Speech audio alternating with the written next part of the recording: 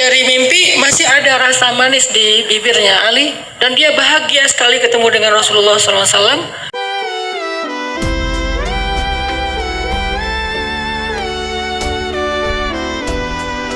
Bismillahirrahmanirrahim. Alhamdulillahirabbil alamin. Alhamdulillahilladzi la yukhayyibu man amalah wa la yaruddu man sa'alah wa la yaqta'u man wasalah wa la yaslubu man syakarah wa la yakilu man tawakkala alaih. Asyhadu an la ilaha illallah wahdahu la syarika lah wa asyhadu anna Muhammadan abduhu wa rasuluhu alladzi la nabiyya ba'dah. Allahumma salli wa sallim wa barik ala sayyidina wa habibina wa nabiyyina Muhammad sallallahu alaihi wasallam wa ala alihi wa ashabihi wa man tabi'ahu ila yaumil qiyamah. Rabbi syrah li sadri wa yassir li amri wa hlul 'uqdatan min lisani yafqahu qawli.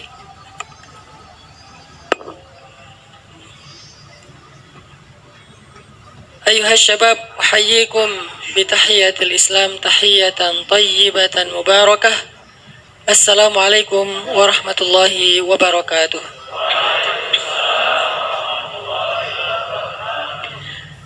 Alhamdulillah, pada malam hari ini kita kembali bisa duduk dalam majelis ilmu bersama dengan guru-guru kita, ulama-ulama kita, yang insya Allah majelis kita ini termasuk majelis yang dinaungi oleh para malaikat dan didoakan dengan kebaikan insya Allah. Amin.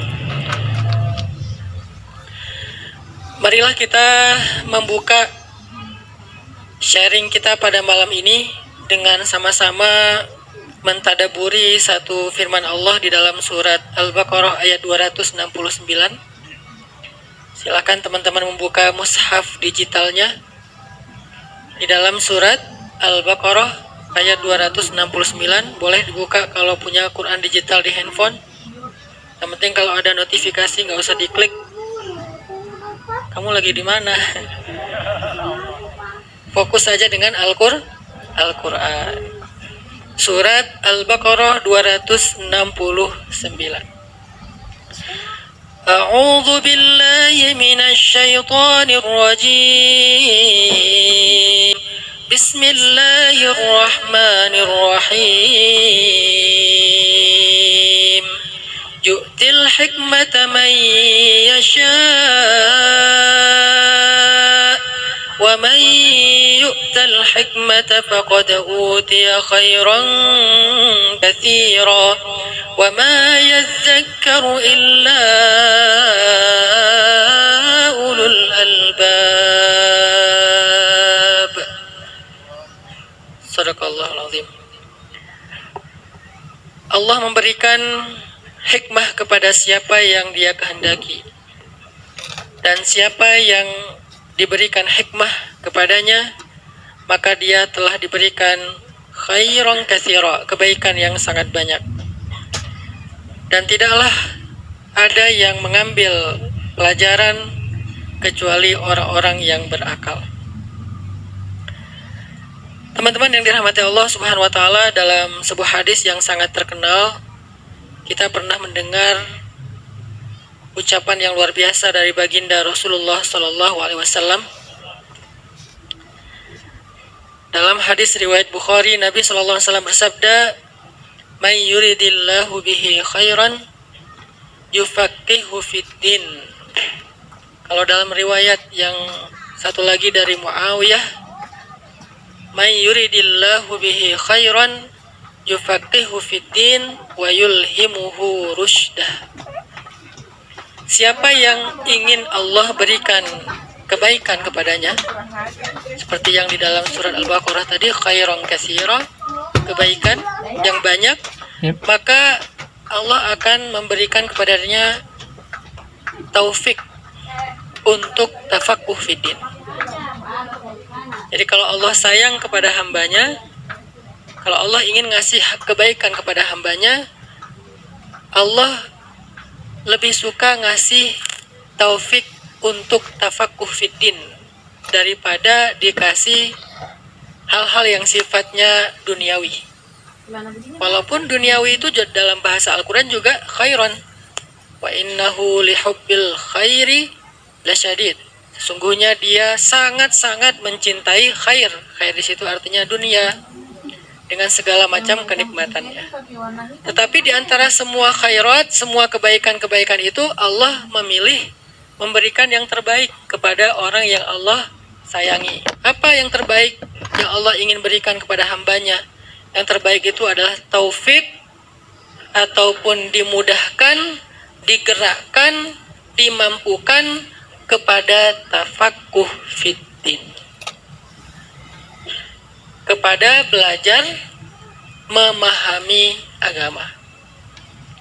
Ada pertanyaan dari para ulama, apa itu al-fiqh atau tafaqquh?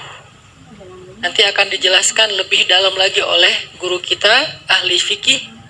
Saya hanya masuk ke tataran definisi saja sebelum penjabaran lebih dalam lagi. Mal farqu bainal fahmi wal fiqh? Apa bedanya antara faham dengan fikih, kata ulama? Al-fahmu ma'rifatu ma'na lafzi. Faham itu artinya memahami atau mengerti makna ucapan. Sedangkan al-fiqhu ma'rifatu muradil mutakallim. Sedangkan al-fiqhu itu artinya memahami, mengerti maksud dari yang berucap. Al-fahmu memahami ucapan. Al-fiqhu mengerti maksud yang berucap. Misalnya saya bilang gini, Masya Allah, masjid ini sempit sekali ya. Apa al-fahmunya? Masjidnya sempit. Ya, sesuai dengan ucapannya. Masjidnya kata Ustaz Hanan sempit. Akhirnya viral, Ustaz Hanan tidak menjaga perasaan DKM. Ustaz Hanan ngeledekin Masjid Al-Latif. Kan gitu ya? Karena dia cuma membaca caption. Karena dia cuma memahami ucapan. Terus kalau fikihnya apa? Oh, ternyata jamaahnya rame. Sampai masjid terasa sempit. Itulah bedanya al-fahmu dengan al-fiqhu. Orang yang memahami agama belum tentu fikih dengan agama. Cuman baca ayat, baca hadis, itu pun yang dibaca terjemah. Ya, sehingga dia ngerasa udah paham agama, tapi dia nggak ngerti maqasidus syariah. Dia nggak ngerti maksud dari syariat. Kenapa dihalalkan begini? Kenapa diharamkan begitu? Dia nggak ngerti. Dia ngertinya pokoknya kalau halal halal, kalau haram haram. Nggak ada abu-abu. Yang halal jelas, yang haram jelas. Nggak ada nanggung tuh, nggak ada. Ini jelas ayatnya begini, ini jelas hadisnya begini, dan seterusnya. Kalau nggak ada ayat, nggak ada hadis, ya nggak ada. Ini artinya dia fahmun, tetapi tidak fikhun. Sehingga kalau dia cuman fahmun, nggak fikhun, dia nggak akan siap dengan dinamika dan hal-hal yang baru dalam kehidupan. Dulu Nabi pernah membaca ayat di Haji Wada, Al-yawma akmaltu lakum dinakum wa atmamtu alaikum ni'mati wa raditu lakumul Islam madina. Semua sahabat takbir, gembira, senyum, bahagia. Abu Bakar nangis. Ditanya sama sahabat, kenapa engkau menangis? Bukankah ini berita gembira, agama sudah sempurna, Allah ridho dengan Islam dan seterusnya? Kata Abu Bakar, ya, tetapi juga berita sedih. Apa berita sedihnya? Kalau agama sudah sempurna, tugas Nabi sudah selesai, artinya sebentar lagi Nabi akan kembali kepada Allah. Baru yang lain ikut sedih. Itulah fahmun dan fikhun. Jadi ada Al-Quran itu ada zahirnya, ada batinnya. Zahirnya teksnya, batinnya hanya orang-orang yang Allah berikan fikhun sehingga dia mengerti, dan itu pun bertingkat-tingkat antara satu dengan yang lain. Sehingga orang yang dapat fikhun ini, dia mengerti sesuatu yang dalam, bukan hanya yang zahir. Kenapa kita bisa fikhun? Kok nggak bisa? Kok nggak hanya fahmun? Apa bedanya cara mencari fahmun dan fikhun? Fahmun itu bisa dicari hanya dengan belajar. Tapi fikhun gak cukup hanya dengan belajar. Fikhun itu didapatkan dengan taufik dari Allah Subhanahu wa Ta'ala. Makanya kata ulama ada 3 makna pesan dari hadis tadi. Salah satunya apa? Sesungguhnya fikhun itu datangnya dari Allah. Karena Allah yang berkehendak untuk memberikan taufik siapa yang tafaqquh fiddin. Sehingga ilmu itu dibagi 2 oleh para ulama. Ada yang namanya ilmu al-kasabi atau ada ilmu al-wahabi. Atau biar kita nggak bingung, ganti istilahnya al-muktasab dengan al-mauhub. Ilmu yang dipelajari sama ilmu yang dianugerahkan. Dua-duanya penting. Tapi kadang kita hari ini fokus hanya kepada belajar ilmu, tapi lupa ada sesuatu yang kita hilang dari proses belajar kita, yaitu fikhun, dengan cara dapat taufik dari Allah.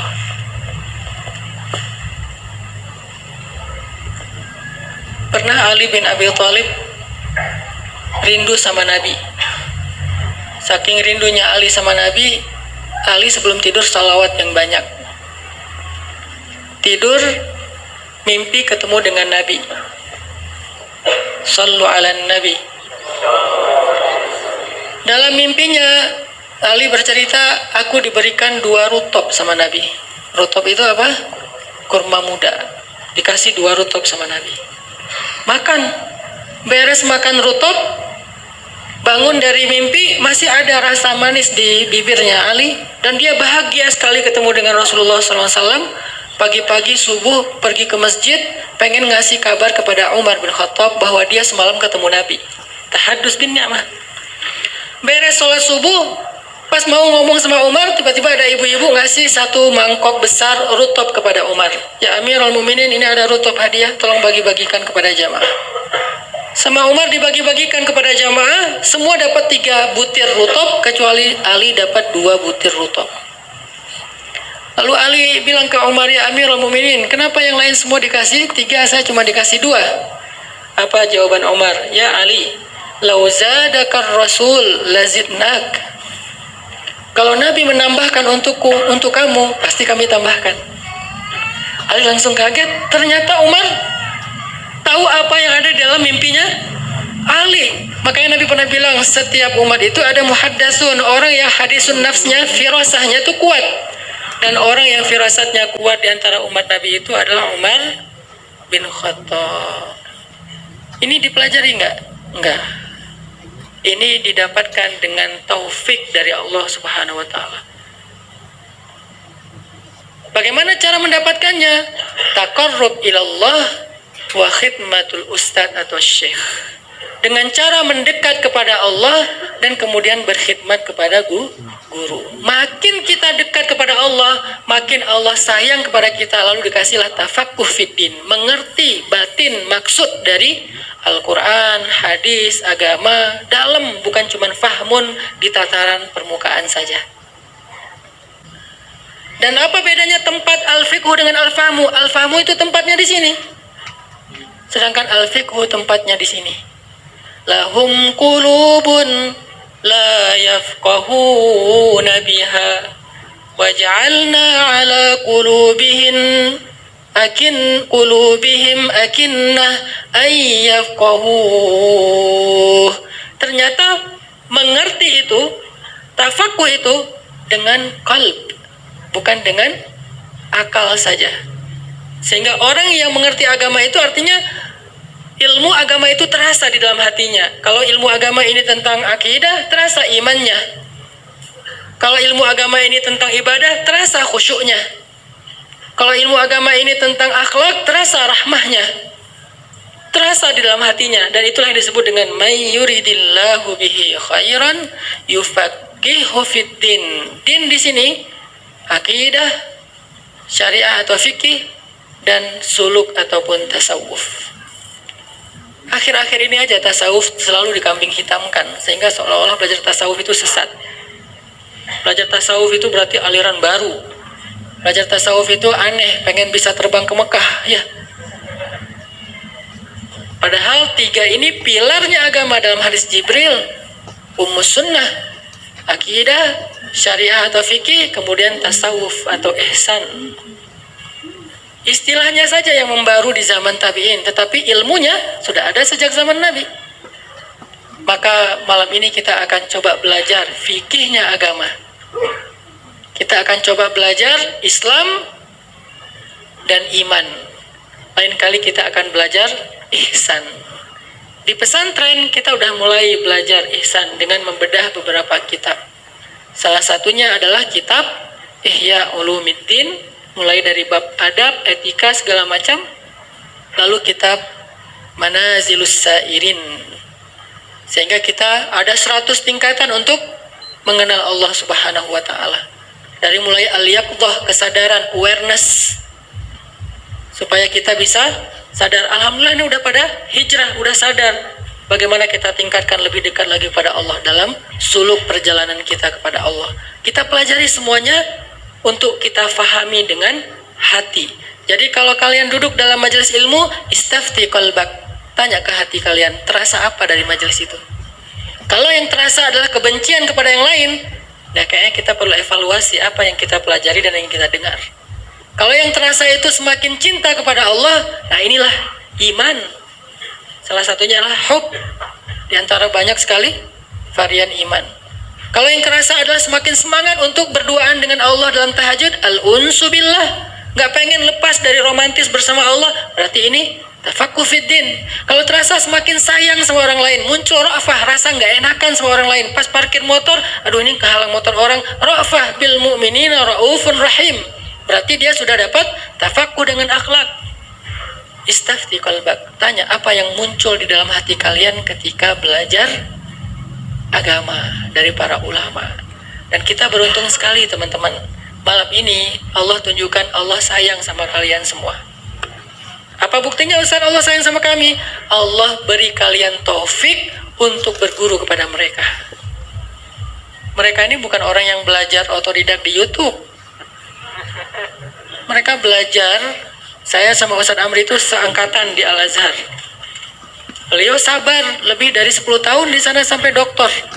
Saya 4 tahun aja udah, aduh berat banget ternyata, baru S1 aja udah berat. Istri saya pengen S2, saya pengaruhi, ngapain sih kamu capek-capek, pulang yuk. Akhirnya pulang. Jadilah kayak gini, nggak jelas. Beliau sabar nih belajar. Ustaz Awaluz Zikri sabar belajar fikih, dan itu kalian bedah deh coba kitab bab taharoh aja. Capeknya luar biasa loh. Dan beliau bukan satu mazhab Syafi'iyah saja, perbandingan mazhab sampai gelar doktor. Dan Al-Azhar itu nggak gampang dapat doktor. Artinya kita beruntung bisa berguru langsung kepada beliau, Ustaz Amri. Akidah, filsafat.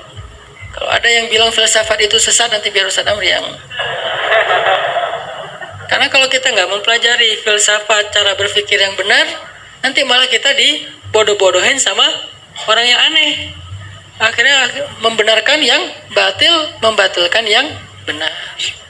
Dan itu juga materi yang sangat berat. Akidah filsafat itu langka juga di Indonesia dari Al-Azhar. Dan dua-duanya mereka selain doktor nilainya cum laude. Dua-duanya kesayangan masing-masing Profesor Al-Azhar. Dua-duanya saya bersaksi selama saya mengenal mereka. Bahkan Ustaz Amri sejak SMA, sejak di pondok saya mengenal beliau. Orang yang solih, orang yang bukan hanya alim tapi amil. Semoga Allah berikan mereka istiqomah dan keikhlasan. Jadi kita beruntung sekarang belajar. Saya cuma minta satu dari kalian. Nggak satu ding, 2. Nomor 1, ikhlaskan niat. Ta'allamna al-ilma li ghairillah fa'abal ilmu ayyakuna illa lillah, kata Imam Al-Ghazali. Kami belajar ilmu bukan karena Allah dulu. Emang Imam Al-Ghazali pernah riya? Bukan riya. Imam Al-Ghazali itu anak orang fakir. Ayahnya wafat, dititipinlah ke adik ayahnya, pamannya. Pamannya juga fakir. Karena nggak bisa ngasih makan anak-anak ponakan-ponakan ini, dititipin ke pondok, biar bisa makan. Maka Imam Al-Ghazali awal-awal mondok itu bukan pengen cari ilmu, pengen bisa makan. Tapi ternyata nggak dapat tafaqquh fiddin. Walaupun beliau orang brilian, cerdas, hafalannya bagus, tapi nggak dapat haqiqatul ilm. Makanya muncullah kalimat beliau, ta'allamnal ilma li ghairillah. Dulu kami waktu kecil pernah belajar bukan karena Allah, pengen makan di pondok.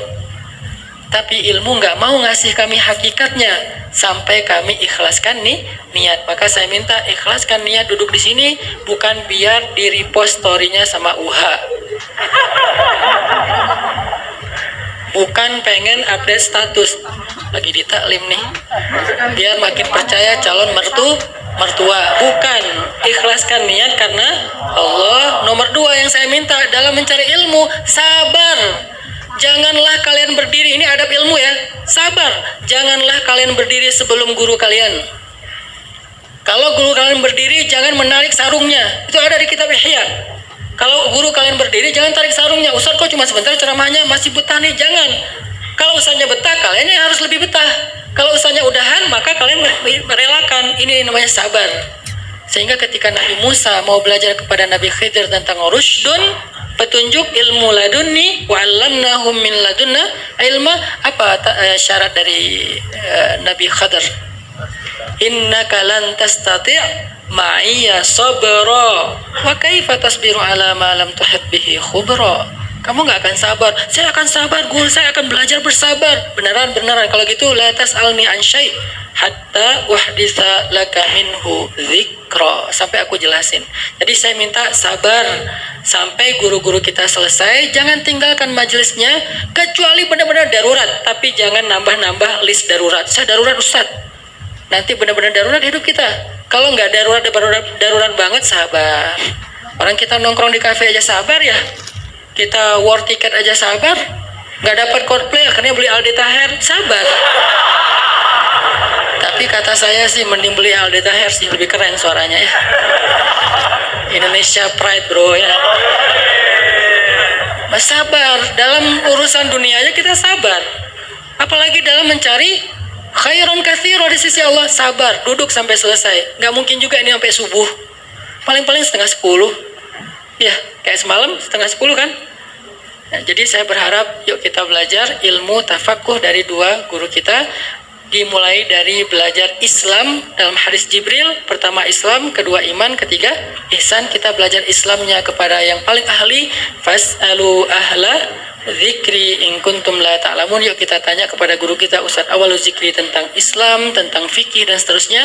Walaupun ini bentuknya adalah masih dalam bahasan yang ringan-ringan karena kita sebentar waktunya, insya Allah yang lebih berat lagi nanti di kesempatan yang lain insya Allah.